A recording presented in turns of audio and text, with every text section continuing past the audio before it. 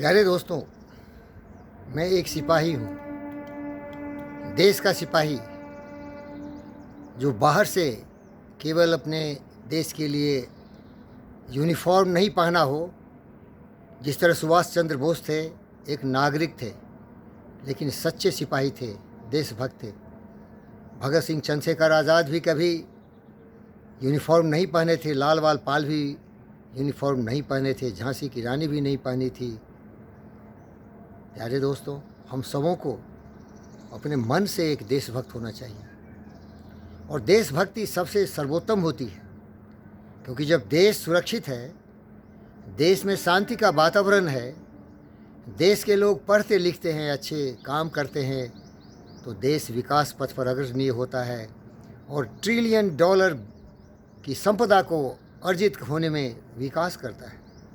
लेकिन अगर हम देश को अपने स्वार्थ और निजी हित के लिए जाति के नाम पर, धर्म के नाम पर, मज़हब के नाम पर, क्षेत्र के नाम पर बांट देंगे, और डेमोक्रेसी एक ऐसा सिस्टम है जिसमें जनता को गुमराह कर देंगे, उसके वोट को हम खरीद लेंगे, तो फिर गुंडे, लुच्चे, बदमाश, शैतान, गद्दार सत्ता में आएंगे और कभी भी देश को सही दिशा नहीं दे सकते।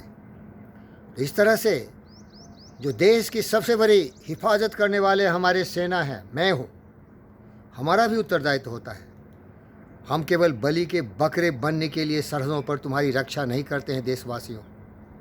हम इसीलिए तुम्हें शांति का वातावरण देते हैं कि तुम लोग सोच समझ से शिक्षित होगे, अच्छे कार्य करोगे, तरह तरह के अनुसंधान करोगे, तरह तरह के अच्छे विचार दोगे और देश और दुनिया को एक सही दिशा दोगे। इसीलिए हमारे भाई और बहन सरहदों की रक्षा करते हुए हर दिन देखते हो शहीद होते हैं। हमारी अर्थी आती है, कुछ लोग रोते हैं, बाकी लोगों के लिए फ़र्क नहीं पड़ता है, क्योंकि उनका बेटा थोड़े मरा है तो मैं मरा हूँ, हमारा फौजी मरा है, तुम्हारा क्या गया? तुम तो सोते हो तो सोचते हो भ्रष्टाचार कैसे करें, देश को कैसे तोड़े, सत्ता की गद्दी पर कैसे बैठ जाएं, जाति के नाम पर, धर्म के नाम पर, मज़हब के नाम पर लोगों को कैसे भड़का दे, तरह तरह के भड़काववाद विचारों से उनके दिमाग में बारूद कैसे पैदा करें, और विदेशी शक्तियाँ जो देश के दुश्मन हैं तुम्हें फंड भेज रहे हैं, पैसे कौड़ी दे रहे हैं और देश की तोड़ने की बात करते हैं।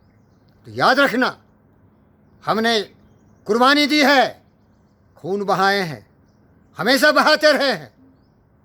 1962 का चाइनीज़ वार हो, 1967 का पाकिस्तानी वार हो, 1971 का वार हो, या फिर से कारगिल युद्ध हो, या गलवान की लड़ाई हो, या सर्जिकल स्ट्राइक करने की बात हो, हमने अपनी कुर्बानी दी।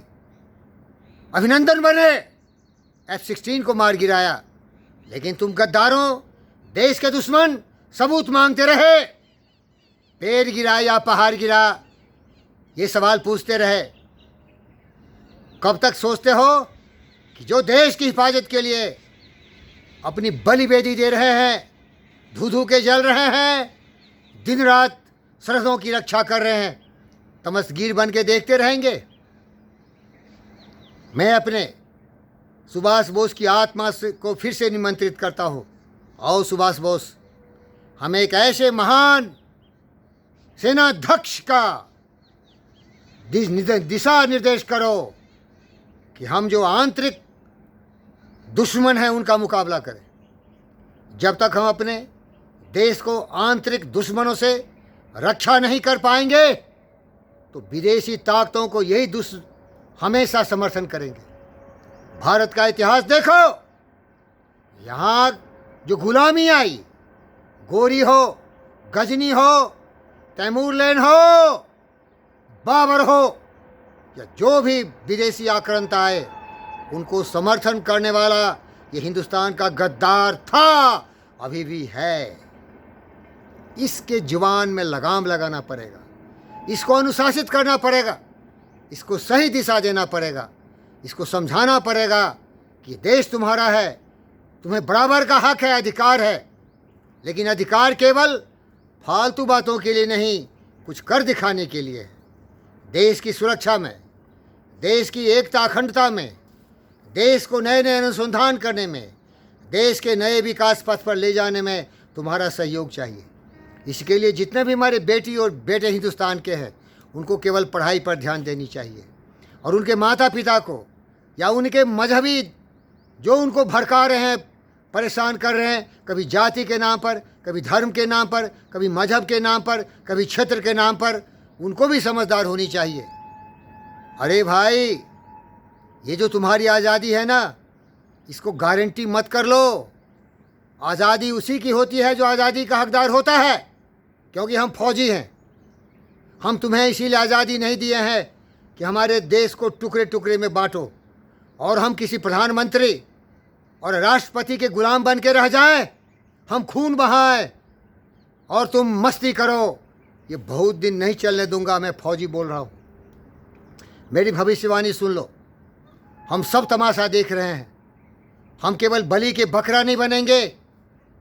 हम इस देश की हिफाजत करने वाले अलेक्जेंडर हैं, नेपोलियन हैं, लॉर्ड क्लाइव हैं।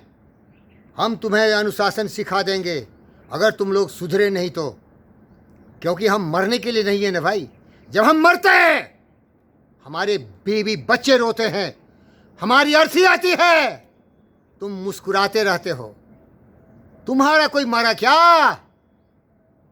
तुम्हारा क्या गया? मरे तो हम फौजी मरे तुम्हारे लिए। तुमको एक वातावरण दिया शांति का, विकास के पथ पर चलने के लिए, हिंदुस्तान को दुनिया का सर्वशक्तिमान देश बनने के लिए। देश हित की बात नहीं करोगे, तुम जाति की बात करोगे, धर्म की बात करोगे, मजहब की बात करोगे, क्षेत्र की बात करोगे। करते रहे, हजारों वर्ष से करते रहे, देश को गुलाम बनाते रहे। हम फौजी कब तक देखते रहेंगे? हमारे जो ये पेशेंस है, इसका तुम टेस्ट मत करना, मत करना, कभी मत करना। तुम सुरक्षित तभी हो, भले आप प्रधानमंत्री हो, आप राष्ट्रपति हो, आपको Z+ सुरक्षा मिलती है। हम फौजी तुम्हें बचाते, तुम्हारे आंतरिक दुश्मनों से तुम्हारी रक्षा करते, देश की सड़कों पर रक्षा करते। लेकिन तुम क्या कर रहे हो? हमारे खून पर, अपने स्वार्थ के नाव पर तैरते हो, तरह तरह के पाखंड करते हो, जिसका कोई भी तथ्य नहीं है, कोई भी उद्देश्य नहीं है। देश के विकास में 1 मिलीमीटर भी आगे नहीं जाएगा, 1 नैनोमीटर भी आगे नहीं जाने वाला है। वो देश की गति को रोकता है, क्योंकि तुम नफरत करते हो एक दूसरे से। तुम देश के दुश्मन हो, क्योंकि तुम्हारे पास कोई मुद्दा नहीं है। तुम अनपढ़ गंवार दुष्ट हो। ब्रेन वॉश कर दिया गया है, तुम्हारे दिमाग में कचरे भर दिए गए। वह नफरत, नाराजगी का, लोभ और लालच का। अगर तुम इसे दूर नहीं करोगे, याद रखना मेरे भाई, ये आज़ादी मैं नहीं चलने दूंगा। मैं फौजी हूँ। मैं अपने फौजी से निवेदन करता हूँ, तमसगीर बन के मत रहना। फिर से सुभाष बोस बनो, फिर से भगत सिंह, चंद्रशेखर आज़ाद बनो। भले हम रहे न रहें, ये देश रहे, और ये देश के गद्दार की भी रक्षा करना हमारा फर्ज है। लेकिन सुधर जाना है इनको। इसके लिए एक और तरीका है, जितने भी हिंदुस्तान के नागरिक हो, सबको 5 साल तक मिलिट्री डिसिप्लिन में रखो। इसके दिमाग को जब डिसिप्लिन कर दोगे, तो ये सही सोचेगा हमारी तरह। मरेगा तो देश के लिए, जिएगा तो देश के लिए। इसके लिए देश सबसे ऊंचा होगा। देश है तो तुम है, देश है तो हम हैं। देश के खिलाफ आंदोलन करने वाले तुम कभी देश के हितैषी नहीं हो सकते। समझ जाओ, सबसे अनुरोध करता हूँ। नहीं तो भविष्यवाणी तो कर ही दिया हूँ, भविष्यवाणी कर दिया हूँ। और सेना का शान तभी है जबकि केवल बाहरी सुरक्षा नहीं दे, आंतरिक सुरक्षा दे। और वो प्रधानमंत्री का और राष्ट्रपति का गुलाम नहीं बने, क्योंकि वो भी एक नागरिक है। वो मरता है, अपनी ज़िंदगी की आहुति दे के 2 पैसे कमाता है। क्या वो 2 पैसे के लिए ज़िंदगी देता है? क्या रे गद्दारो, तू अपनी ज़िंदगी देगा क्या? तुम जो भी बोलता है स्वार्थ के लिए बोलता है। वंशवाद, जातिवाद, धर्मवाद, छत्रवाद की राजनीति करते हो। शर्म करो गद्दारों।